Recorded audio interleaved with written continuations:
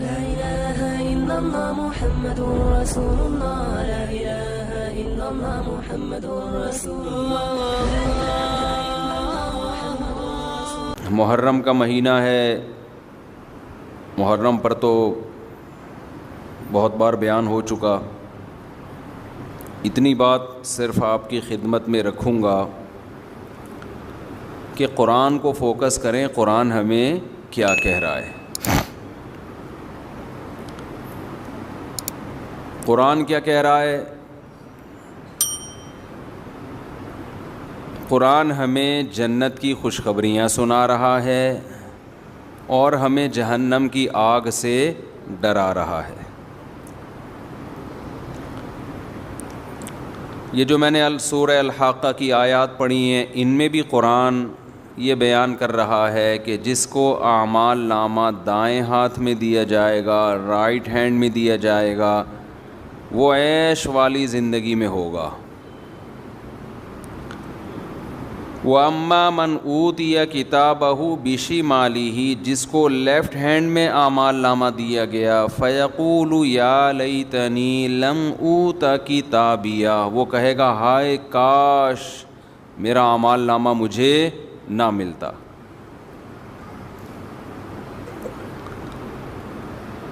تو آپ مجھے ایک بات بتاؤ، اللہ تعالیٰ نے جو اتنی بڑی کامیابی اور اتنی بڑی ناکامی رکھی ہے، کیا وہ محرم کے جلوسوں پہ رکھی ہوگی یا وہ ربیع الاول کے جلوسوں پہ رکھی ہوگی یا وہ کچھ اپنی رسومات پہ رکھی ہوگی؟ کیا یہ ایسی چیز ہے جس کی بیس پہ کسی غیر مسلم کو ہم اسلام کی طرف اٹریکٹ کر سکیں؟ کوئی ہے ایسی چیز؟ اسلام کی سب سے بڑی خوبی، جس کی وجہ سے اسلام دنیا میں سب سے زیادہ پھیلا اور پھیل رہا ہے، وہ یہ ہے کہ اسلام اور نیچر ایک چیز کے دو نام ہیں. سمجھ میں آ رہی ہے بات کہ نہیں آ رہی ہے؟ اسلام اور نیچر ایک چیز کے دو نام ہیں. تبھی قرآن نے کہا فطرۃ اللہ التی فطر الناس علیہا. کیا مطلب؟ قرآن یہ بتانا چاہ رہا ہے کہ اسلام سے ڈرو مت، وحشت مت کھاؤ. یہ وہ نیچر ہے، یہ وہ فطرت ہے جس پہ میں نے لوگوں کو پیدا کیا ہے. تو نیچر میں تو سکون ہوتا ہے، اس سے وحشت تھوڑی ہوتی ہے. اسلام کے سوا دنیا میں جتنے مذہب ہیں وہ نیچر کو اپیل ہی نہیں کرتے ہیں. تمہیں وحشت ہے، آپ جائیں نا کسی اور مذہب کی عبادت گاہ میں چلے جائیں، آپ عجیب سی وحشت ہوگی آپ کو، یار میں کہاں آ گیا. بار بار جا جا کے آہستہ آہستہ وہ وحشت دور ہوگی. جیسے کسی وحشی درندے کو دیکھ لیں، ڈر جاتا ہے انسان، پھر پالنا شروع کرے تو وہ تو گدھے سے بھی محبت ہو جاتی ہے. بیوی سے پتہ نہیں کیوں نہیں ہو رہی، اس سے بھی ہوتی ہے، لیکن لوگوں کی شکایت آتی ہیں بیگم سے محبت نہیں ہے. میں کہتا ہوں یار اتنا عرصہ تو گدھے کے ساتھ رہو، محبت ہو جاتی ہے. اور عورت کو شوہر سے نہیں ہو رہی، اس سے بہتر ہی نہیں ہے گدھا پال لیتی، اس سے پھر بھی محبت ہو جاتی. انسان جس کے ساتھ رہتا ہے آہستہ آہستہ اس سے محبت ہو جاتی ہے. تو اللہ نے اسلام کو دین فطرت بنایا ہے، اس میں سکون ہے. آپ کسی بھی مذہب کی عبادت خانے میں جائیں، کسی بھی مذہب کے، میں مذہبوں کے نام نہیں لے رہا، وہ پھر لوگ وہ کہتے ہیں کہ ہمارے خلاف تقریر ہو رہی ہے. آپ جائیں، آپ کو میں یقین سے کہتا ہوں وحشت ہوگی، بناوٹ نظر آئے گی، اس میں مصنوعی پن نظر آئے گا. لیکن آپ کسی غیر مسلم سے پوچھیں کہ یار ایک دفعہ مسجد جاؤ اور جھوٹ نہ بولنا، سچ سچ بتاؤ تمہیں سکون محسوس ہوا یا نہیں. اگر وہ جھوٹا نہیں ہوگا نا، وہ لازمی کہے گا یار مسجد میں آ کے مجھے سکون محسوس ہوا ہے. مسجد میں کوئی مصنوعی پن نہیں ہوتا. ہمارے نبی صلی اللہ علیہ وسلم نے جو مسجد بنائی، مسجد نبوی، اس میں صحابہ سے یہ نہیں کہا کہ سونے کی اینٹیں لگاؤ، خوبصورت دروازے لگاؤ، کلر کرو، نہ، چھپڑا سا تھا ایک۔ حضرت عثمان رضی اللہ تعالیٰ عنہ کے دور میں انہوں نے پتھر لگائے، ٹائلیں لگائیں سنگ مرمر کے، خوبصورت مضبوط کرنے کے لیے۔ لوگوں نے اعتراض کیا کہ بھئی نبی کے دور میں تو پتھر نہیں لگے تھے، آپ کیوں لگا رہے ہیں؟ انہوں نے فرمایا نبی کے دور میں تمہارے گھر بھی کچی مٹی کے ہوتے تھے، اس سے زیادہ نہیں، لیکن آپ اسلام کے علاوہ دیگر لوگوں کی عبادت گاہوں کو جا کے دیکھیں، آپ حیران ہو جائیں گے۔ برما میں بدھسٹ کے عبادت گاہ میں گیا، اتنا سونا لگا ہوا ہے، اتنا گولڈ، اور اتنی بڑا ان کا جو عبادت گاہ تھی نا، اتنا بڑا تھا وہ کمرہ ان کا، پبلک مارکیٹ سے کیا تھی شارٹ، اور سکون نہیں تھا، ایک عجیب وحشت۔ انہوں نے اٹریکشن کے لیے بہت ساری چیزیں لگائی ہوئی ہیں، خوبصورت بت بھی بنائیں گے، وہ مور بنایا ہوا ہے، چیتا بنایا ہوا ہے، بندر بنایا ہوا ہے، اور خوبصورت پھول، لیکن وہی ہے اٹریکشن، پھر بھی سکون نہیں ہے۔ مسجدیں دیکھو سیدھی سادھی، فرش، کرسیاں بھی نہیں، اب تو یہ آنے لگی لوگوں کے گھٹنے، یہ جو کوکنگ آئل ہے نا، کھا کھا کے گھٹنے لوگوں کے بیکار ہو گئے۔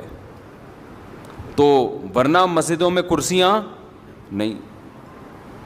مسجد میں سادگی کتنی ہے بھائی، بادشاہ اور وزیر اور چپڑاسی ایک ہی صف میں کھڑے ہوں گے۔ کوئی ہے اسلام میں کہ جی یہ والا ایریا جو ہے یہ بڑے لوگوں کا، یہ اس سے نہ، سب ایک جیسے۔ کتنی سادگی رکھی گئی، اس کے باوجود اللہ نے روحانی سکون کہاں رکھا ہے؟ مسجد میں رکھا ہے، سکون مسجد میں رکھا ہے اللہ تعالیٰ نے۔ تو میں یہ عرض کر رہا تھا کہ اسلام کی سب سے بڑی خوبی کیا ہے؟ یہ دین فطرت ہے۔ کیا مطلب فطرت کا؟ یہ آپ کو وہ باتوں کا حکم دیتا ہے جو آپ کی نیچر بھی کہتی ہے کہ یہ کام کرو۔ کبھی ایسی چیز کا حکم نہیں دیتا جو آپ کی نیچر کو اپیل نہ کرے۔ مثال کے طور پر کلوا من الطیبات واعملوا صالحا، قرآن کہتا ہے پاکیزہ کھاؤ اور اچھا عمل کرو۔ کھاؤ بھی کیا؟ پاکیزہ۔ اسلام میں کوئی ایسی چیز کھانے کی اجازت ہے جسے کھاتے ہوئے آدمی کو الٹی، کوئی دوسرا مذہب والا دیکھے تو کہ کیا کھا رہے ہو تم؟ ہیں کوئی ہے ایسی چیز؟ دوسرے مذہب میں بہت سی ایسی چیزیں ہیں، وہ کھا رہے ہوں، آپ ان کو دیکھ لیں تو آپ کو کیا آ جائے گی؟ الٹی آ جائے گی، اور یہ آپ کے نیک ہونے کی علامت ہوگی کہ آپ کو شریف ہونے کی علامت ہوگی۔ شراب دیکھ لو نا، شراب جس نے کبھی نہ پی ہو، اور شرابی کے منہ کو دیکھا کرو آپ کبھی، کیس آنکھوں کو دیکھا کرو، اس کی آنکھوں میں رونق ہوتی ہے، شرابی کی چمک ہوتی ہے، ایک نور ہوتا ہے کہ آپ کے چہرے کے، بھائی شرابی ہے ماشاءاللہ یار، چہرے پہ ایسا نور برس رہا ہے آپ کے، کبھی دیکھا آپ نے؟ لیکن بزرگوں کے چہرے پہ نور دیکھا ہے آپ نے کبھی؟ بولتے کیوں نہیں؟ بڑی رونق ہوتی ہے، حالانکہ نہ وہ بیوٹی پارلر سے تیار ہو کے آئے ہوئے ہوتے ہیں۔ عام طور پہ دولہا کیا کرتا ہے؟ بیوٹی پارلر جاتا ہے، داڑھی بھی شیو کرے گا، مونچھیں بھی شیو کرے گا، پورا الٹے استرے سے پورے منہ کو گھما کے گھسائی ہوگی، پھر اس کی، ایسا ہوتا ہے کہ نہیں ہوتا؟ اس کی گھسائی ہوتی ہے، اس کے پتہ نہیں کیا کیا اصطلاحات استعمال ہوتی ہیں۔ ایک لفظ ہے بہت مشہور لفظ ہے، فیشل ابے صحیح پروناؤنسیشن بلوایا کرو، فیشل نا، فیشل، یہ امریکہ سے آئے، یہ صحیح بتائیں گے جی،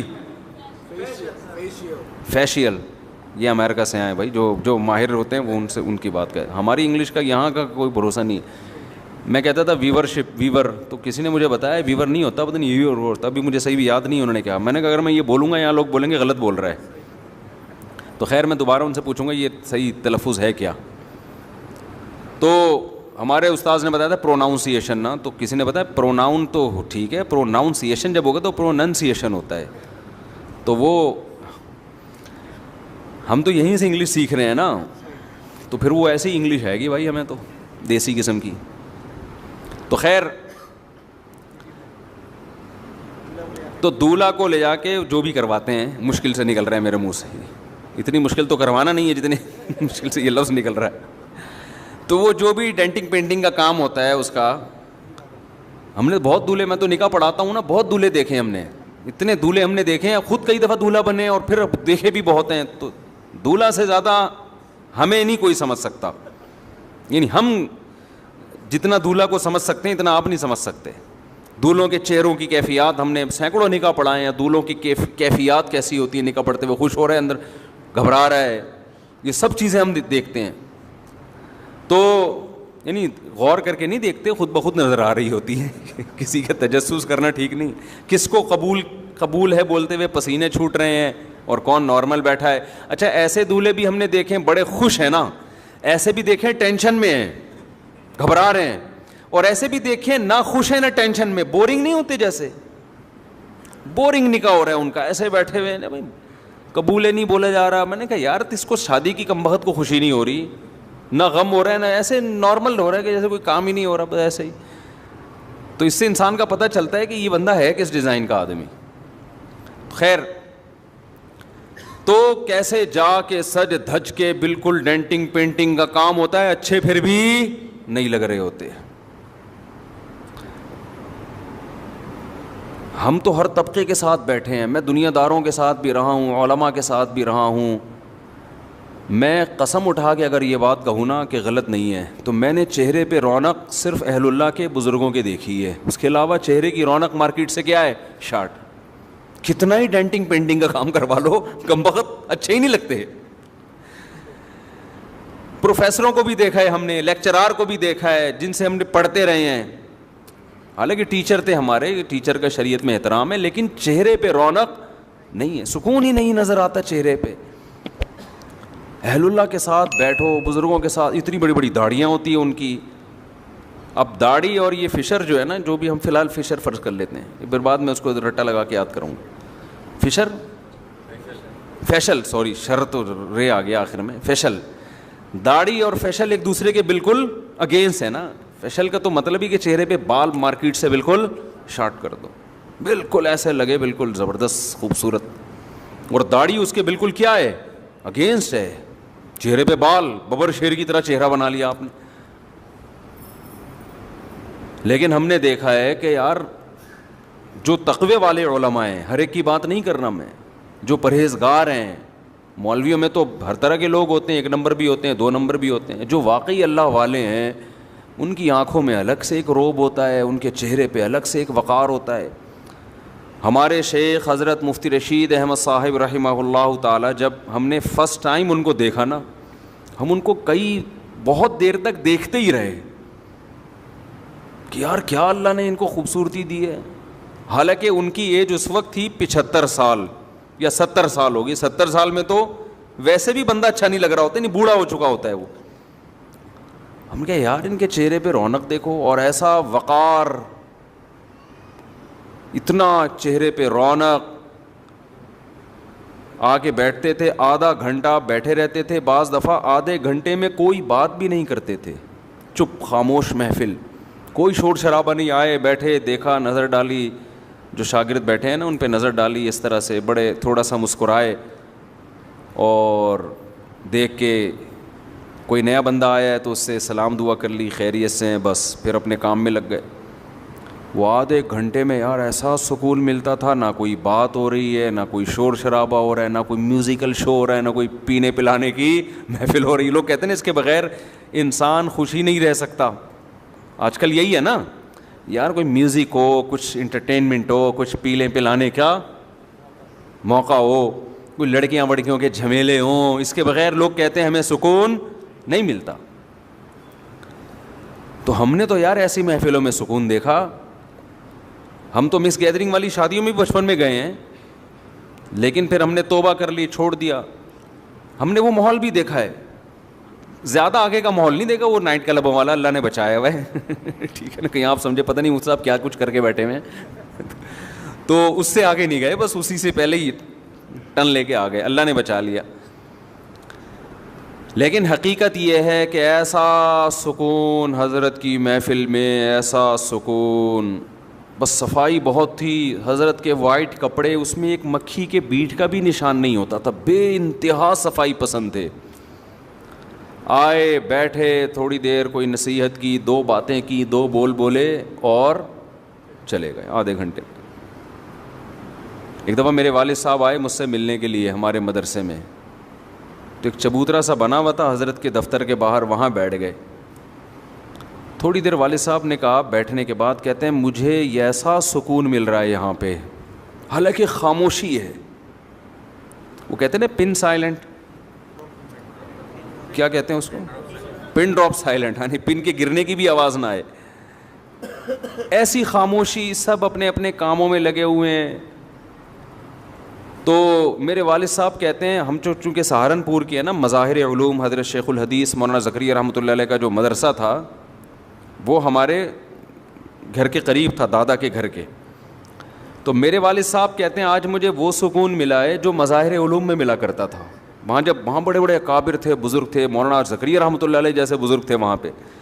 کہہ رہے ہیں بالکل وہ سکون مجھے آج محسوس ہو رہا ہے جو مجھے وہاں. حالانکہ کتنا فاصلہ سہارنپور اور کراچی میں، یہ ناظم آباد کے بیچوں بیچ وہ مظاہر علوم، لیکن سکون کی کیفیت کہتے ہیں دونوں جگہ کیسی ہے؟ سیم. کیوں؟ ماحول دونوں جگہ سیم ہے، بندے دونوں جگہ ایک ہی جیسے ہیں. سمجھ میں آ رہی ہے بات کہ نہیں آ رہی ہے؟ تو خیر کہاں سے کہاں بات چلی گئی. میں اصل بات جو آپ کے سامنے عرض کر رہا تھا وہ یہ کہ اسلام دین فطرت ہے.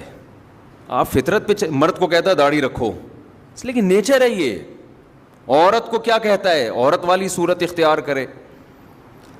اگر اسلام الٹی بات کا حکم دیتا تو ٹینشن ہو جاتی نا. کیا خیال ہے؟ مردوں کو حکم دیا جاتا ہے چوڑیاں پہنے، سینڈل پہنے اور وغیرہ وغیرہ، اور خواتین کو اس کے برعکس حکم دیا جاتا تو الٹا کام ہو جاتا. لیکن ہو رہا ہے یہ دنیا میں. جو اہل مغرب ہیں ان میں مرد، میں تھائی لینڈ گیا 2 دفعہ جا چکا ہوں میں، بینکاک. قسم تو نہیں اٹھانی چاہیے، بڑی بات ہو جائے گی، لیکن اٹھائی جا سکتی ہے اس پہ. بسا اوقات بندے میں اور لیڈیز میں فرق، لیڈی میں فرق ہی نہیں پتہ چلتا کہ بندہ ہے کہ لیڈی ہے. پتہ نہیں عورتیں مردوں جیسی بنی ہوئی ہیں، مرد خواتین جیسے بنے ہوئے، کیونکہ مذہب نہیں ہے نا، اسلام نہیں ہے. تو انسان پر جب آپ ڈال دیں گے کہ وہ اپنی مرضی کی لائف گزارے تو اپنا بیڑا غرق کر لیتا ہے، وہ برباد کر لیتا ہے اپنے آپ کو. ہم لوگ وہاں کیمپنگ کے لیے گئے، وہاں بڑا مشہور جنگل ہے. ہمارے ساتھ ڈیفینس کے لڑکے تھے، وہ وہیں کے ہیں، اللہ ان کی عمر میں برکت دے. انہوں نے مجھے بڑا وزٹ کرایا، گھمایا پھرایا. مجھے لے گئے جنگل میں، ہم نے کیمپنگ کی، رات جنگل میں گزاری. تو ہم عشاء کے بعد لکڑیاں جلا کے کھانا پکا رہے تھے. تو مجھے بڑا شوق تھا کہ یار یہاں کے لوگوں سے ملوں، یہاں کا کلچر کیا ہے، ان کے گھروں میں جاؤں، کیسے رہتے ہیں. بچے تو ان کے ہوتے نہیں ہیں، تو اتنے بڑے بڑے بنگلوں میں رہتے کیسے ہیں؟ ان کے بڑے بڑے بنگلے تھے. میں نے بہت کہا یار مجھے اندر لے کے جاؤ ان کے گھروں میں. انہوں نے کہا لیڈیز ہیں. میں نے کہا تو میں کیا کروں؟ میں تو لیڈیز سے جا کے پوچھوں گا نا، کہ وہ تو پردہ کرنا لیڈیز کا کام ہے نا. ان سے پوچھوں گا یہ تمہارا ہسبینڈ ہے، یہ تمہاری وائف ہے، ان کے بچے کہاں ہیں، بچے رہتے کیسے ہیں، کیا کرتے ہیں صبح. کلچر کو دیکھنے کا شوق تھا مجھے، وہ ہر آدمی کو ہوتا ہے. تو بنگلوں میں تو ہم گئے نہیں. تو میں نے کہا چلو جنگل میں یہاں کیمپ لگے ہوئے ہیں، کھلے کیمپ تھے، کوئی دیواروں کے بغیر. ایسا نہیں ہم کسی کی پرائیویسی میں گھس رہے ہوں، دیواریں پھلانگ کے جا رہے ہوں. تو کیمپ میں قریب میں جو کیمپ تھا، میں نے ان کو لڑکوں کو لیا، ہم جا کے ذرا انٹرویو لیتے ہیں ہم ان سے کہ یہ کیسے رہتے ہیں، کیا ان کی سوچ ہے. جب دیکھو ہمیں تو بڑا تاج، ہمارے سامنے تو ایک ہدف ہے نا، ہم کیوں پیدا ہوئے ہیں؟ آخرت کے لیے. تو میں چاہتا تھا یہ تو آخرت کو مانتے ہی نہیں ہیں، یہ ان کا دنیا میں ان کے بارے میں، ان کے دماغ میں ہے کیا؟ اس سوال کا ان کے پاس کیا جواب ہے کہ ہم دنیا میں کیوں آئے؟ کن اصولوں کو سامنے رکھ کے لائف گزارتے ہیں یہ لوگ؟ یہ بہت بڑا سوال ہے جو انسان کو بے چین کرتا ہے. میں نے کہا ذرا میں ان سے گپ شپ لگاؤں گا، ان کا کلچر پوچھوں گا، کھاتے کیا ہیں، رہتے کیا ہیں. تو مجھے ہمارے قریب ہی کیمپ میں 2 لیڈیز نظر آئیں، وہ بیٹھی ہوئی کھانا پکا رہی تھیں. تو ہم نے لڑکوں کے لیے ہم نے کہا چلو ان خواتین سے انٹرویو لیتے ہیں، ہم آ جاؤ بھائی. میرے جو تھائی زبان مجھے آتی نہیں، تو وہ جو ڈیفینس کے لڑکے تھے وہ تھائی بھی جانتے اور اردو بھی. ہم نے کہا آپ آ گئے جی. ہم تو انہوں نے پہلے میرا تعارف کروایا کہ یہ مولانا صاحب ہیں, یہ ایک روحانی پیشوا ہیں وغیرہ وغیرہ, تعارف کروایا تاکہ وہ ہم سے بات چیت کے لیے آمادہ ہو جائے, اور یہ انٹرویو لینا چاہتے ہیں آپ سے. تو اب 2 لیڈیز بیٹھی ہوئی ہیں, وہ کیا کر رہی ہیں, انہوں نے کوکر رکھا ہوا ہے, اس میں پانی بوائل ہو رہا ہے, دیگچی میں پانی بوائل ہو رہا ہے, تو فش, وہ لوگ فش بہت کھاتے ہیں, مچھلی ڈال رہی ہیں اس میں نا. تو مجھے ایک چیز تو یہ پتہ چلی کہ یہ لوگ اس طرح سے مچھلی کھاتے ہیں, وہی ڈائریکٹ مچھلی کیا کر رہے ہیں, صاف کر کے بوائل کر کے. اب میں نے سوال جواب پوچھنا شروع کیا, ہاں بھائی آپ کا نام, آپ کا نام. پھر انہوں نے کہا آپ کوئی روحانی پیشوا ہیں, میں نے کہا جی. انہوں نے کہا آپ ہمارے لیے دعا کریں کہ ہمارے اولاد ہو جائے. میں نے کہا جی میں دل سے دعا کرتا ہوں اللہ آپ کو اولاد دے. تو میں نے کہا اب یہ دونوں لیڈیز ہیں, یہ دونوں کے ہسبینڈ کے اولاد نہیں ہو رہی, تو یہ دونوں خاتون ہیں تو اولاد نہیں ہو رہی. تو میں نے کہا آپ کے نہیں ہو رہی, آپ کے بھی نہیں ہو رہی, دونوں کے نہیں. انہوں نے کہا یہ میرے ہسبینڈ ہیں. اڑی, میں نے فوراً کہا ساتھیوں سے اردو میں ان کو سمجھ, میں نے کہا اسی لیے تو نہیں ہو رہی, پتہ ہی نہیں چل رہا کہ بیوی کون ہے اور سارا شوہر کون ہے. میں نے فوراً وہ لڑکوں سے کہا, میں نے کہا اب سمجھ میں آ گیا کیوں نہیں ہو رہی. ان کو بولو آپ کا روحانی علاج میں کوئی وہ نہیں ہے, آپ ہمارے یہاں آؤ, بندے کا پتہ چلتا ہے بندہ ہے, بیوی کا پتہ چلتا ہے عورت, عورت پوری عورت نظر آئے گی, اس میں اٹریکشن عورت ہونے کی وجہ سے. آدمی پورا لگے گا کیا ہے, مرد کا بچہ ہے, آدمی ہے. عورت اس پہ مرتے ہی اس کے مرد ہونے کی وجہ سے, مرتی اس وجہ سے ہے. آواز سے پتہ چلے گا, اس کی داڑھی سے پتہ چلے گا, اس کی چال سے, اس کی گھن گرج سے, اس کے لباس سے. ہمیں پتہ ہی نہیں چل رہا, سالے دونوں بیٹھے ہوئے اور کہہ رہے ہیں کہ سالے کہیں کے دونوں ایک جیسے, ہم لیڈیز سمجھ رہے ہیں دونوں کو. تو خیر ہم نے کہا بھائی کسی اور کیمپ پہ, میں نے دعا دے دی اللہ کرے کہ آپ دونوں کے اولاد ہو جائے. لیکن مجھے چاہ رہا تھا کہ ان کو میں نصیحت کروں تھوڑا سا, یار تو آدمی ہے تو تھوڑا آدمی نظر آنا, تو بھی ویسے ہی بنا ہوا ہے. تو یہ سب میں نہیں ہوتا, بہت سے غیر مسلم بڑے مرد نظر آتے ہیں, میں اس کی بات نہیں, لیکن یہ چیز ان میں آہستہ آہستہ پھیل رہی ہے, یہ بہت ہو رہا ہے. جنس تبدیل کروا لینا اپنی, یہ چیز تو ان میں کامن ہے. تو کیوں مذہب کو جب چھوڑ دیا نا, اسلام نے کیا کہا, نبی صلی اللہ علیہ وسلم نے فرمایا لعن اللہ المخنثین من النساء والمخنثۃ من الرجال, او کما قال صلی اللہ علیہ وسلم, کہ جو عورتیں مردوں جیسی مشابہت اختیار کرتی ہیں یا جو مرد خواتین جیسی مشابہت اختیار کرتے ہیں, دونوں پر اللہ کی لعنت. اب آپ کو پتہ ہے دنیا میں جنس تبدیل کروا لینا یہ کچھ کامن سا مسئلہ بن چکا ہے. سعودی عرب میں الحمدللہ بڑا اچھا قانون پاس ہو گیا. وہاں ہمیں لوگوں نے بتایا کہ یہاں بھی یہ فیشن آ رہا تھا یورپ سے, کہ لڑکیاں جو ہے وہ جینس کی پینٹیں پہن رہی ہیں, اور مردوں والے یعنی مردوں والے حلیے اختیار کر رہی ہیں, اور مرد جو ہے نا لیڈیز والے, تو سب چیزیں امپورٹ ہو رہی ہیں نا. تو وہاں ایک اچھا لا پاس ہو گیا کہ جس نے بھی اس طرح کی حرکت کی نا, اس 6 مہینے کی سزا ہے اس کو. جیسے قطر نے پابندی لگا دی نا, فٹ بال کا میچ ہوگا لیکن یہ کچھ چھچورپن نہیں ہوگا اس میں, وہ یہ جو لیسبین ٹائپ کے عورتیں ہوتی ہیں یا جو اس طرح کا کوئی جو ہومو سیکچولیٹی کو فروغ دینے والی کوئی جو ان کے مخصوص قسم کے جھنڈے ہوتے ہیں, یہ کسی کو الاؤ نہیں ہے. تو خاندانی کام کیا قطر نے. خیر, تو میں آپ سے عرض کر رہا ہوں اسلام کی سب سے بڑی خوبی کیا ہے, یہ آپ کو کس پہ لے کے آتا ہے, آپ کی نیچر پہ لاتا ہے, اس سے آپ خوش رہتے ہیں. اور اسلام کے علاوہ جتنی دعوتیں جتنی تحریکیں وہ سب آپ کو نیچر سے ہٹا رہی ہیں. خوب اچھی طرح سمجھ لو, زنا انسان کی نیچر نہیں ہے, انسان کی نیچر فیملی میں رہنا ہے. یہ جو گرل فرینڈ بوائے فرینڈ کا دنیا میں, انڈیا میں پہلے نہیں تھا, اب انڈیا میں تو بہت عام ہو گیا girl friend boy friend. Indians یہ سمجھ رہے ہیں یہ ہماری عیاشی ہے, آپ کو پتہ نہیں ڈپریشن کے مریض بنو گے کچھ وقت کے بعد جا کے.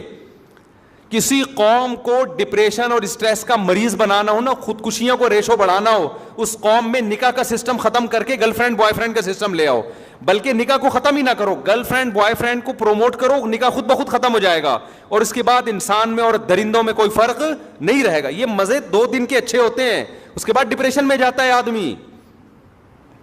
دیکھو اللہ نے 2 قسم کے جانور پیدا کیے. کچھ جانور ایسے ہیں جو پیرنگ کی شکل میں رہتے ہیں, پیر ہوتے ہیں ان کے, اور کچھ جانور ایسے ہیں گدھے گھوڑے جیسے.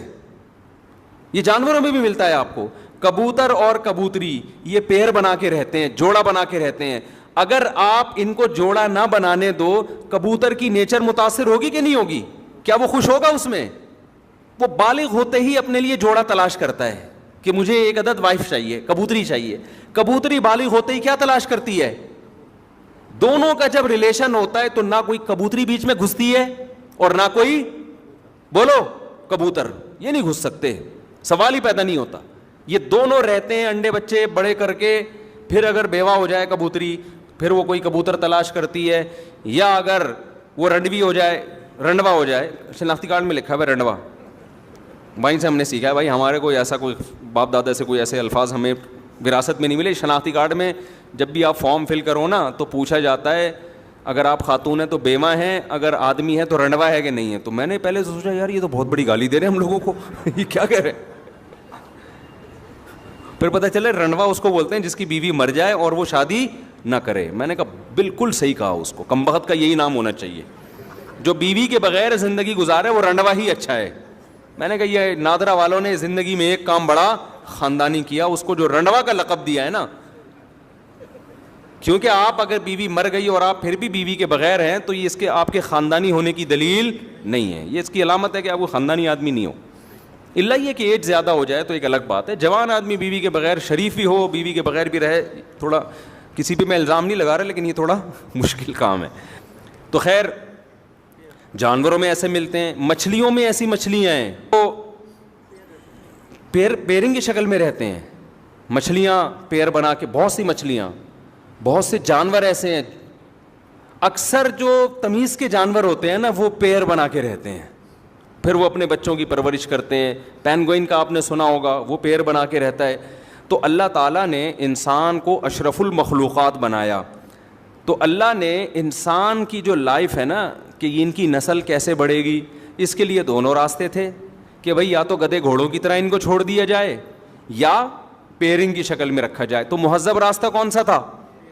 پیر بنا کے. تو اللہ نے انسان کی فطرت کیا بنا دی, بولو نا, یہ بنا دی کہ پیر بنا کے رہے گا. ایسا نہیں ہو گدھے گھوڑوں کی طرح کبھی ادھر منہ مار رہا ہے, نا نا نا نا, پیر بنا کے. تو تہذیب نکاح میں ہے اور زنا کیا ہے؟ بد تہذیبی. بد تہذیبی میں سکون نہیں ہے. چند مثالیں دے کے بات سمجھا کے جلدی سے بات کو سمیٹتا ہوں میں. دیکھو بے لباسی میں سکون ہے یا لباس میں ہے؟ ننگے پتنگے گھومتے رہو آپ, حالانکہ آزادی تو بے لباس ہونے میں. آپ کو یار کیا تکلف, صبح اٹھ کے پینٹ استری کر رہے ہیں, شلوار پہ ناڑا ڈال رہے ہیں, کیا مصیبت ہے. گورا دیکھو کتنا آزاد ہے, کتنا آزاد ہے. گوروں کے اتنے وہ بھی نہیں ہے لیکن ہو رہے ہیں آہستہ آہستہ. کتنے آزاد ہیں, کوئی تکلف ہی نہیں ہے. ٹھیک ہے آزادی اور سکون اسی میں ہے کہ لباس کی ٹینشن ختم کر دو, لیکن یہ سکون 2 دن کا ہے. حقیقت میں آپ اس سے کیا ہو جاؤ گے؟ بے سکون. کچھ ٹینشنیں ایسی ہیں جو وقتی ٹینشن ہے لیکن ہمیں بڑی ٹینشن سے بچاتی ہے. لباس انسان کی نیچر ہے, فطرت ہے. لباس میں جو سکون ملتا ہے وہ بے لباسی میں نہیں ملتا, یہ نیچر ہے. بتاؤ نہانا ٹینشن ہے یا نہائے بغیر زندگی گزارنا؟ وقتی ٹینشن تو نہانے میں ہے یا نہیں ہے؟ آپ کو غسل خانے میں جانا پڑتا ہے, شاور کھولنا پڑتا ہے, نہانا پڑتا ہے, صابن وابن شیمپو استعمال کرنا, پھر سردی ہے تو گرم پانی, پھر تولیے سے آپ نے پوچھا, پھر آپ گھر سے پوچھنے کے بعد نکلے. یہ ساری ٹینشن ہے نا. آزادی تو اس میں یار اس ٹینشن سے اپنے آپ کو بچاؤ یار, چھوڑو یار نہانا وہانا, گندے میلے کچیلے رہو. لیکن میلا کچیلا رہنا چونکہ بد تہذیبی ہے, لہذا اس میں وقتی طور پر تو آپ کو فائدہ ہوگا کہ آپ نہانے کی ٹینشن سے بچ رہے ہیں, لیکن اس چھوٹی سی ٹینشن سے بچنے کے بعد آپ بڑی ٹینشن میں آ جاؤ گے, سکون نہیں ملے گا. آپ نہا دھو کے جب تیار ہوتے ہیں, صاف ستھرے لباس پہنتے ہیں, ایسا سکون انسان کو ملتا ہے نا, ایک عجیب سی فیلنگ ہوتی ہے, اس کی فیلنگ ساری چینج ہو جاتی ہیں اس کی. وجہ کیا ہے کہ نہانا اور اچھا لباس پہنا اس کا تعلق کس سے ہے؟ تہذیب سے. جو بھی تہذیب والی زندگی ہوگی نا, وقتی ٹینشن ہوگی لیکن اس کے اثرات کیا ہوں گے؟ سکون والے ہوں گے. تو اسی طرح یاد رکھو, یہ جو گرل فرینڈ کا سیٹ اپ ہے نا, ادھر فلانی لڑکی کو پٹا لیا, اس سے دوستی کر لی, اس سے زنا کیا, اس لڑکی نے بھی آپ سے زنا کیا, اور پھر بعد میں میوچل انڈرسٹینڈنگ سے شادی بھی کر لی. یہ بھی ہو رہا ہے بعض دفعہ, 10 سال نا دماغ سے نکال دو کہ آپ کو وہ سکون ملے گا جو ایک ایسے آدمی کو بیوی جب بناتا ہے جس نے عورت سے اپنے آپ کو بچا کے رکھا. اس کی زندگی میں پہلی عورت وہ آتی ہے جو اس کی بیوی بن کے آئے. خدا کی قسم اس کے جو جذبات اور اس کے گھر بسانے کا جذبہ اور اس میں جو بیوی سے محبت, اسی طرح وہ عورت جس کی زندگی میں پہلا مرد آیا ہو, شوہر بن کے آیا ہو, ان دونوں میں جو آپس میں ریلیشن ہوتا ہے, گرل فرینڈ بوائے فرینڈ میں منہ مارنے والے کتے بلی کی طرح, گدے گھوڑوں کی طرح, وہ اس سکون اور اس لائف کا, اس تہذیب کا تصور کر ہی نہیں سکتے. وہ میں تبھی کہتا ہوں خدا کی قسم, ان کی لائف میں جو مولوی یا مولویوں جیسے ہوں, میں 2 نمبر مولویوں کی بات نہیں کر رہا, پھر فوراً لوگ کہتے ہیں یہ مولوی دیکھو یہ کیا کر رہا ہے, یہ مولوی دیکھو. بھائی میں 1 نمبروں کی بات کر رہا ہوں.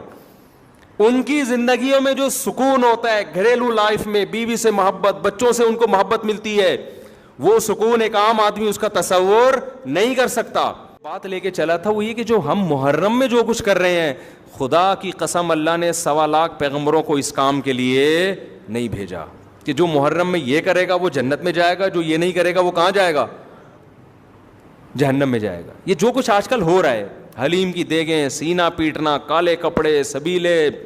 میں ابھی آ رہا تھا گھر والوں کو پہنچا کے, تو 1 گھنٹے کا سفر ہم نے 3 سے 4 گھنٹے میں طے کیا ہے. ادھر گئے تو وہاں سے روڈ بلاک, ادھر گئے تو وہاں سے روڈ بلاک, ادھر سے نکلے. میں سوچ رہا تھا یار یہ ہمارے پیغمبر کی تعلیمات یہ ہیں کہ جو راستے میں پڑا ہوا کانٹا نہیں اٹھاتا نا, تو وہ ایمان کے آخری درجے پہ بھی نہیں ہے. کانٹے سے کتنی تکلیف ہوتی ہے, زیادہ سے زیادہ چبھ جائے گا, نکال کے پھینک دو, اور اس چبھنے سے گناہ بھی معاف ہوتا ہے. حدیث میں آتا ہے 1 کانٹا بھی چبھتا ہے تو 1 گناہ معاف ہوتا ہے. تو اس کانٹے کو جو نہ ٹریفک کو روک رہا ہے, لوگ اس کانٹے سے ٹاپ کے بھی گزر سکتے ہیں, اس سے گلی بند نہیں ہو رہی اس کانٹے سے. وہ اگر پڑا ہوا ہے نا اور آپ اٹھاتے نہیں ہو اس کانٹے کو, تو پیغمبر کے مطابق آپ ایمان کے آخری درجے پہ بھی نہیں ہو. حدیث میں آتا ہے ایمان کے نا 70 سے زیادہ شعبے ہیں, سب سے اعلیٰ شعبہ تو کلمہ توحید ہے, اس سے بڑی اسلام میں کوئی نیکی نہیں ہے. سب سے کم درجہ کیا ہے, اماطۃ الاذی عن الطریق, راستے میں کوئی بھی تکلیف دہ چیز ہے, کانٹا پڑا ہوا ہے, کوئی پتھر رکھا ہوا ہے, اس کو راستے سے ہٹا دینا, ڈالنا نہیں, راستے سے. یہ بہت اہم حدیث ہے, بس یہ بیان کر کے میں بیان ختم کرتا ہوں. اس کو راستے سے اگر آپ نے نہیں ہٹایا تو اس کا مطلب آپ ایمان کے 73ویں مقام پر بھی نہیں ہو, بے ایمان ہو. سیدھا ترجمہ یہ ہوگا حدیث کا, وہ بے ایمان ہے, وہ اسلام کے دعوے میں سچا نہیں ہے, وہ جھوٹ بولتا ہے کہ میں مسلم ہوں. کیونکہ مسلم ہونے کے لیے کچھ تو کرے نا. دیکھو ایک آدمی کہتا ہے میں ہندو ہوں, نہ وہ گائے کا پیشاب کو مقدس سمجھتا ہے, نہ وہ گائے کو مقدس سمجھتا ہے, نہ وہ کبھی مندر جاتا ہے, نہ کبھی کسی پنڈت سے وہ جو بھی ہوتا ہے جا کے ان کی آشیرواد لینا کہلاتے ہیں, کیا کہتے ہیں, وہ بھی نہیں کرتا, نہ وہ ہولی وہ جو ان کی جو ہوتا ہے کچھ بھی نہیں کرتا. تو ہندو کہیں گے تو بھائی تو کس بات کا ہندو بنا ہوا ہے, کہیں گے نا. کچھ تو تھوڑا سا تو ایسا کر, کوئی لک تو آئے نا, تھوڑا سا ہندو لگے تو. ایک عیسائی ہے, نہ وہ عیسیٰ کو نبی مانتا ہے, نہ وہ بائبل کو کبھی زندگی میں پڑھتے ہوئے دیکھا, نہ کبھی زندگی میں اس کو کسی نے چرچ جاتے ہوئے دیکھا, اور نہ کبھی اس کو کرسمس مناتے ہوئے دیکھا. لوگ پوچھتے ہیں تیرا مذہب کیا ہے, وہ کہیں گے, وہ کہتا ہے عیسائی. لوگ کہیں گے یار کچھ اور مذاق کر لے ہمارے ساتھ, یہی کہیں گے نا, یہ بھی مذاق کا ٹائم نہیں ہے, یہی کہیں گے نا. کہ کچھ تو عیسائی شو کرنے کے لیے کبھی تو چرچ چلا جا تو, یا کرسمس ہی میں شو کر دے کہ میں کرسچن ہوں,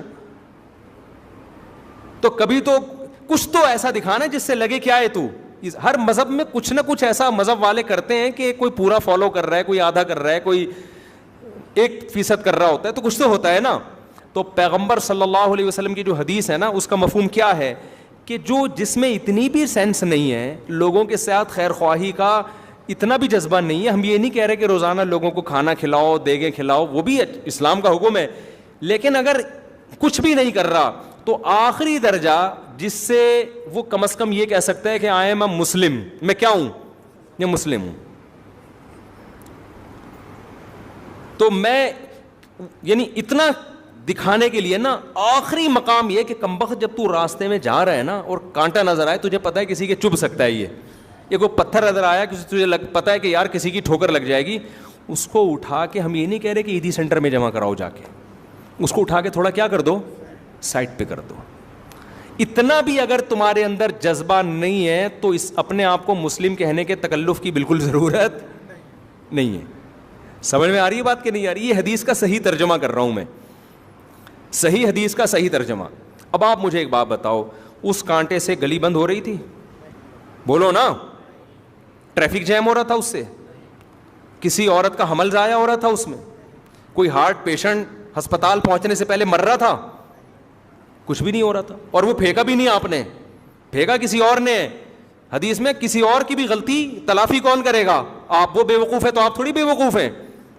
اس کانٹے کو اگر آپ نے راستے سے نہیں ہٹایا, اس پتھر کو سائڈ پہ نہیں کیا, تو حدیث کے مطابق آپ کیا ہیں؟ صحیح ترجمہ یہ ہو کہ بے ایمان ہیں آپ. مجھے بتاؤ, جو کانٹا پھینک رہا ہو راستے میں وہ کیا ہوگا؟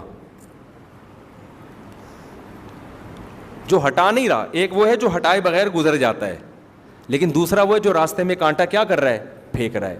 جو باقاعدہ کیلے کا چھلکا راستے میں پھینکتا ہوا جا رہا ہے, یا جو راستے میں پتھر لا کے رکھ دیتا ہے, وہ ایمان والا ہو سکتا ہے؟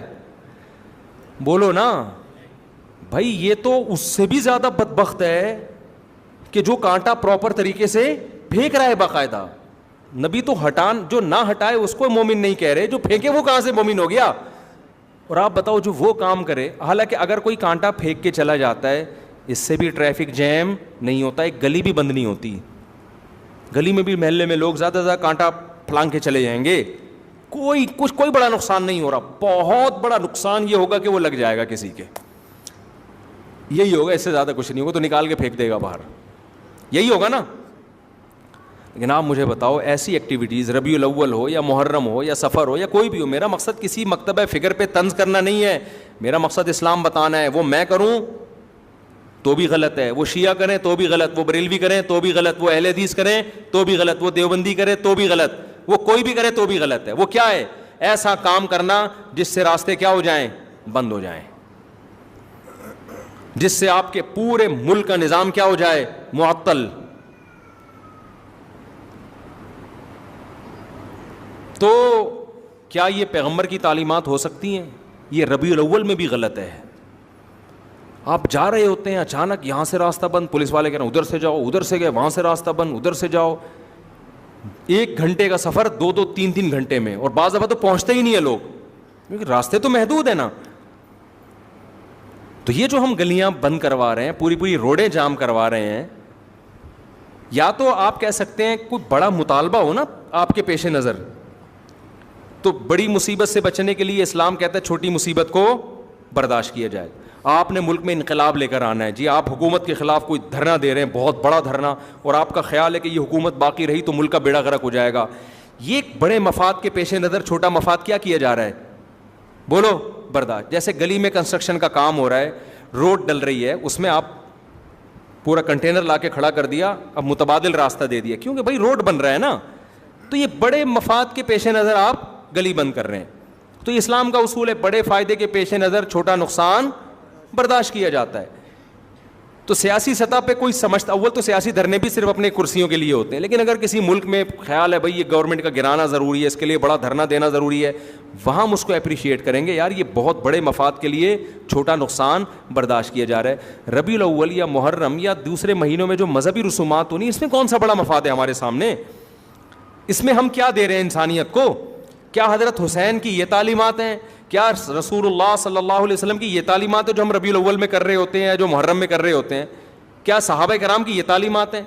وہاں تو اس کا خیال کیا جا رہا ہے کہ تہجد کے وقت نبی صلی اللہ علیہ وسلم اٹھتے ہیں, اس کا خیال کرتے ہیں آپ کی کسی زوجہ کی آنکھ نہ کھلے. آپ جب گھر میں داخل ہوتے رات کے وقت سلام اتنی آہستہ آواز سے کرتے کہ کوئی جاگ رہا ہے تو جواب دے دے, سو رہا ہے تو اس کی آنکھ نہ کھلے.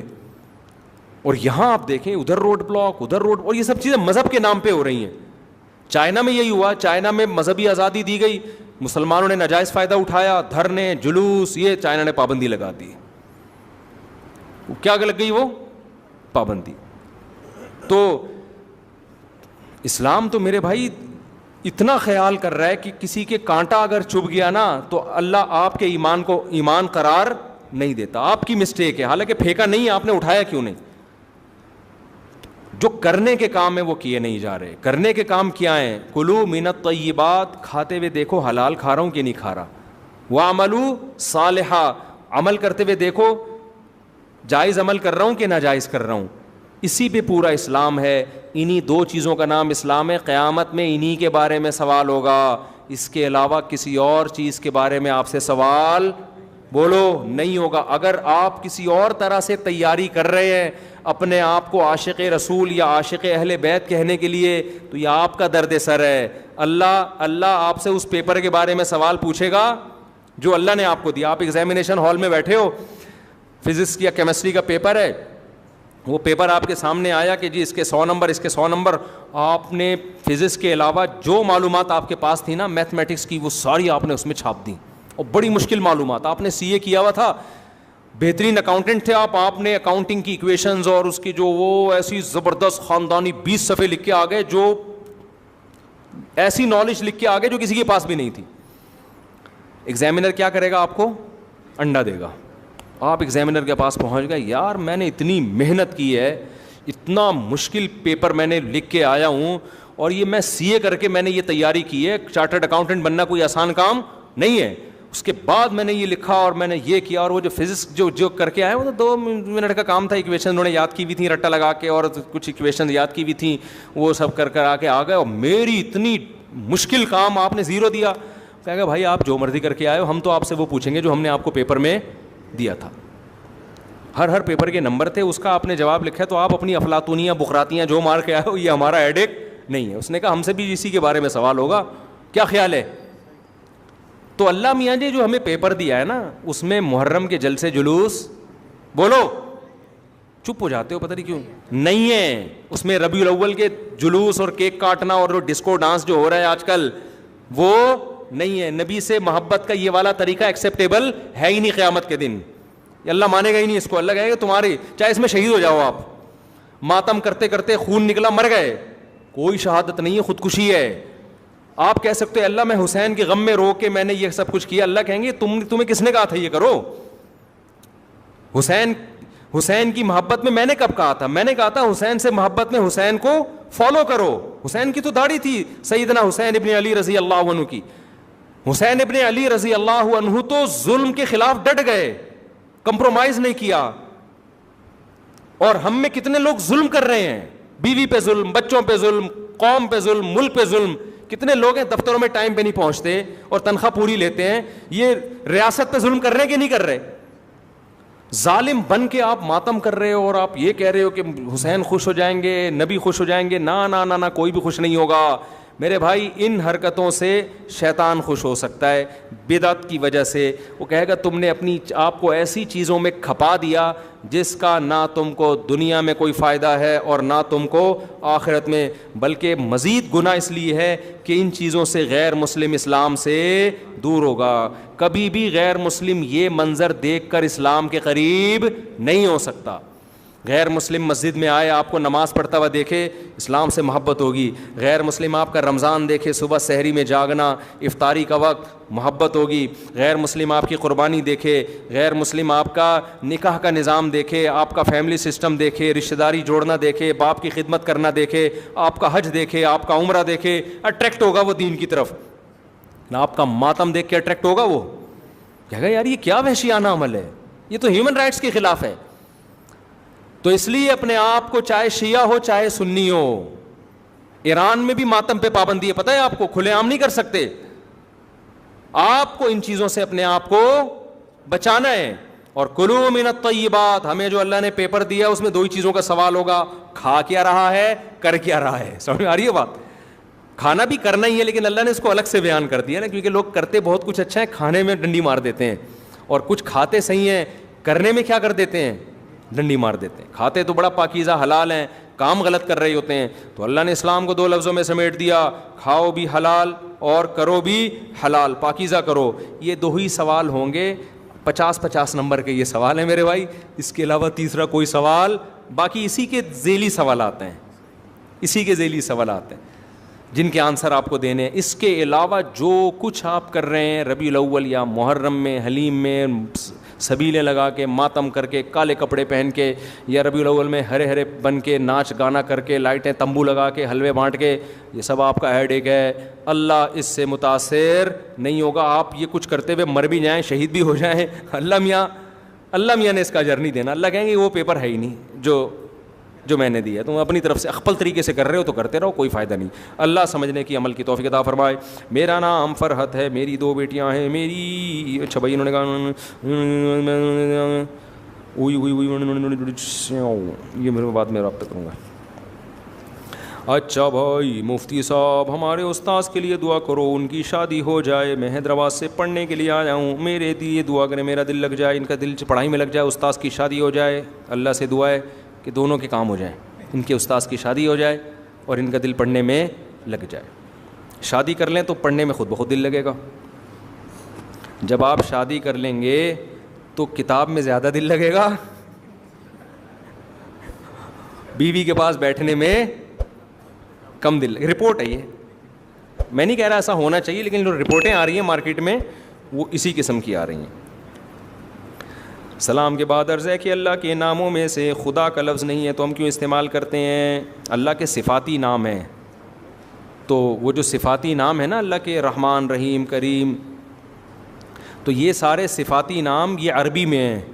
تو یہ محدود نہیں ہے کہ صرف یہی ہیں. جتنے بھی کوئی بھی صفاتی نام ہو جن میں اللہ کی تعریف ہو، چاہے وہ اردو میں ہو، چاہے فارسی میں ہو، چاہے کسی بھی زبان میں ہو، تو جائز ہیں. تو خدا کا مطلب بھی جو مستقل بالذات ہو، جو مستقل بالذات ہو. یہ اردو میں یہ کانسیپٹ ہے اس لفظ کا، جو گاڈ ہو، جو معبود ہو. اب لوگ کہتے ہیں خدا اصل میں فارسی سے وہاں سے نکلا ہے، یہ یوں تھا. تو بھائی بھاڑ میں جائے جس سے بھی نکلا ہو. اب کس معنی میں استعمال ہو رہا ہے؟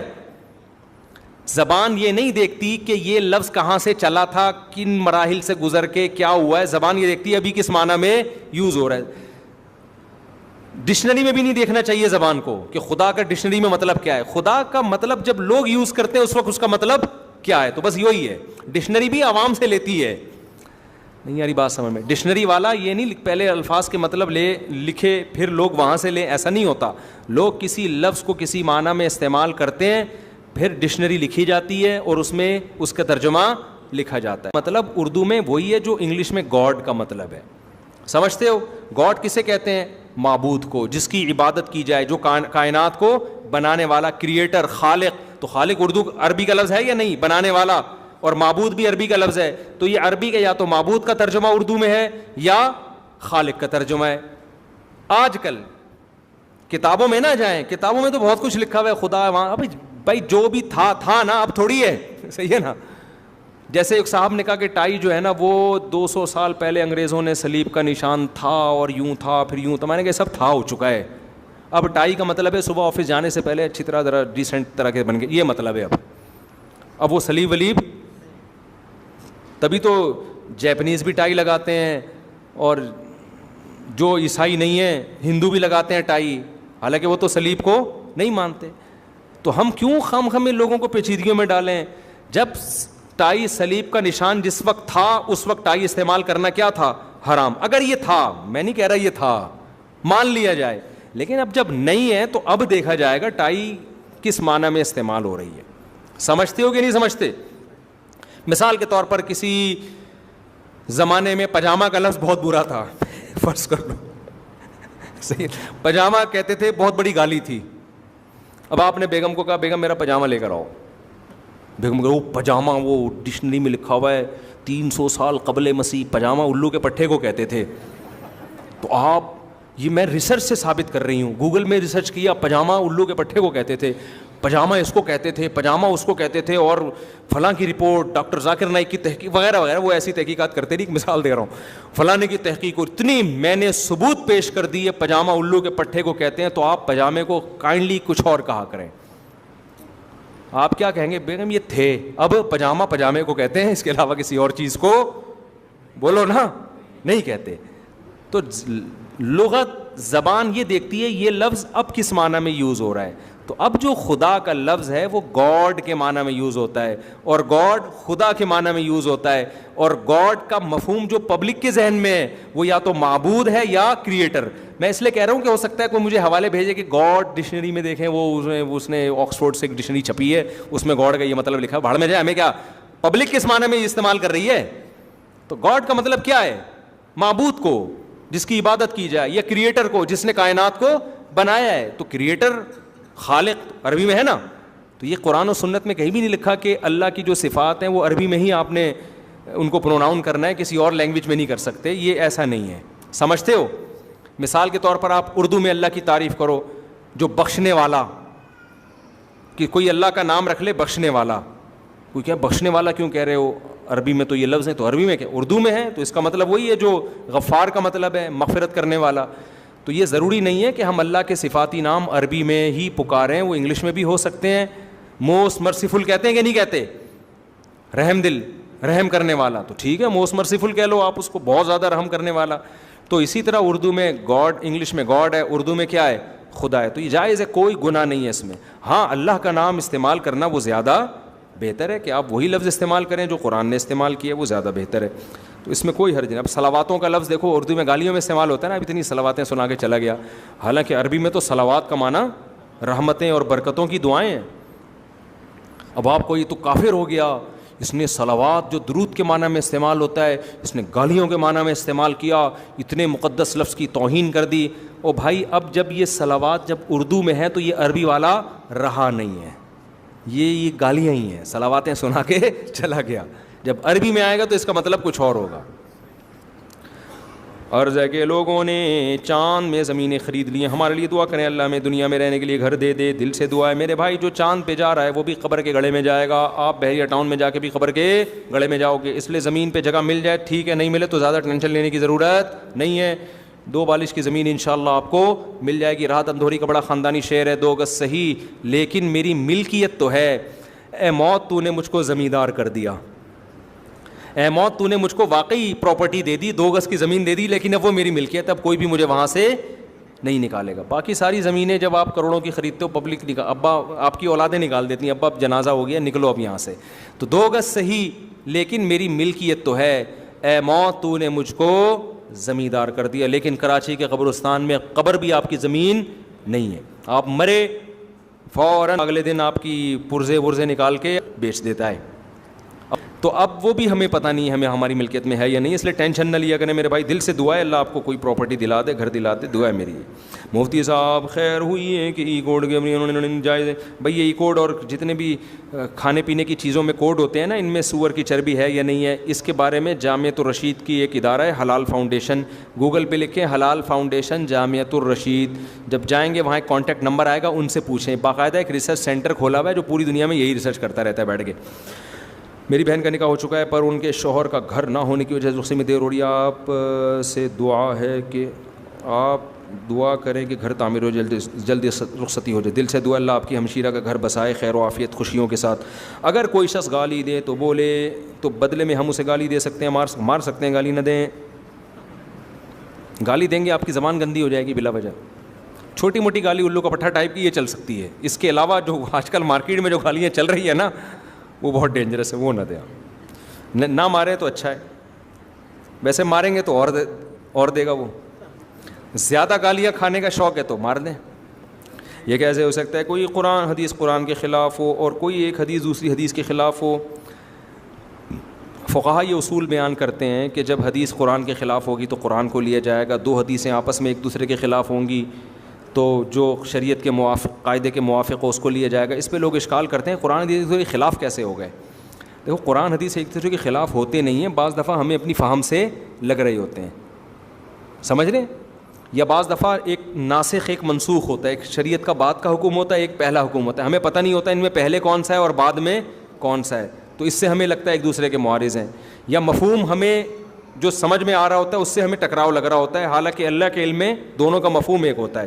تو ہمیں اپنے علم کے مطابق بعض دفعہ ٹکراؤ نظر آتا ہے, تو اس کو فقہا کہتے ہیں کہ دونوں ایک دوسرے سے ٹکرا رہے ہیں تو پھر کس کو لیا جائے گا, سمجھتے ہیں, ہماری حیثیت کے حساب سے. مفتی صاحب جہاں میرا رشتہ ہوتا ہے سب کچھ ٹھیک چل رہا ہوتا ہے, اور جب میں آپ سے اپنا نکاح پڑھوانے کی بات کرتا ہوں تو میرا رشتہ وہاں ختم ہو جاتا ہے. ایسا 3 مرتبہ ہو چکا ہے. میری شدید خواہش تھی کہ آپ نکاح پڑھائیں. او بھائی تو شادی کر لے, ان سے بولو مفتی صاحب سے نکاح نہیں پڑھوائیں گے. آپ شادی کارڈ چھپوائیں, اس میں لکھوائیں کہ مفتی صاحب ہمارا نکاح نہیں پڑھائیں گے, یہ چھپوائیں. تو نہ پڑھوائیں مجھ سے. اب شادی زیادہ ضروری ہے, مجھ سے نکاح پڑھوانا تھوڑی زیادہ, ان کو ڈر لگتا ہوگا. حالانکہ میں نکاح کی محفل میں کبھی دوسری شادی کی بات نہیں کرتا. اس کی وجہ ہے کہ ہر چیز کا ایک موقع ہوتا ہے. ابھی میں کہیں نکاح پڑھانے گیا تو انہوں نے مجھے کہا کہ حضرت دوسری شادی پر بھی کچھ بات ہو جائے. میں نے کہا اللہ کے بندو, ایک عورت دلہن بنی ہے اور دلہن بھی اس دوسرے ڈپارٹمنٹ میں بیٹھی ہوئی تھی. شادی ہالوں میں تو میں جاتا ہی نہیں, وہ بڑے عالم تھے اس لیے چلا گیا, انہوں نے بلایا تھا مجھے, بڑے عالم تھے, ان کے بیٹے کا نکاح تھا. اب دلہن ادھر لڑکیوں کے ڈپارٹمنٹ میں بیٹھی ہوئی ہے, ادھر دولہا بیٹھا ہوا ہے. میں نے نکاح کی فضیلت پر بات کر دی, انہوں نے کہا لوگ کہہ رہے ہیں دوسری شادی پہ. میں نے کہا یہ موقع نہیں ہے خدا کے بندو. وہ دلہن بیچاری ابھی اس کی زندگی کا آغاز ہوا ہے, میں ابھی دولہے کو 4 شادیوں پہ تیار کروں گا, ہمارا تو بیڑا غرق کر دیا. ہر چیز کا ہر ٹائم موقع نہیں ہوتا. تو کہیں پھر کب کریں گے؟ میں نے کہا ابھی ان کے بچے ہونے دو, بچے تھوڑے بڑے ہو جائیں, ان میں لڑائیاں شروع ہوں, پھڈے ہوں گے, پھر یہ بندہ میرے ہی پاس آئے گا, پھر میں بولوں گا ایک اور کر لے. وہ موقع ہوگا. ایک جہاں اتنے پھڈے ہو رہے ہیں, ایک پھڈا اور صحیح. بھائی اشفاق صاحب کی والدہ کی صحت یابی کے لیے دعا کریں اور ان کے کاروبار میں برکت کے دل سے دعا ہے. جی اللہ ان کی والدہ کو صحت بھی عطا فرمائے, ان کے کاروبار میں بھی اللہ برکت دے. اچھا بھائی امریکہ سے آئے ہوئے ہیں, آپ سے ملاقات کرنا چاہتے ہیں, آپ ہیں؟ ابھی ممکن نہیں ہے, ٹھیک ہے نا, تو کسی اور وقت نہیں کر لیتے؟ چلیں پھر نماز وہ بیان کے بعد ان کو دفتر میں بٹھا دینا.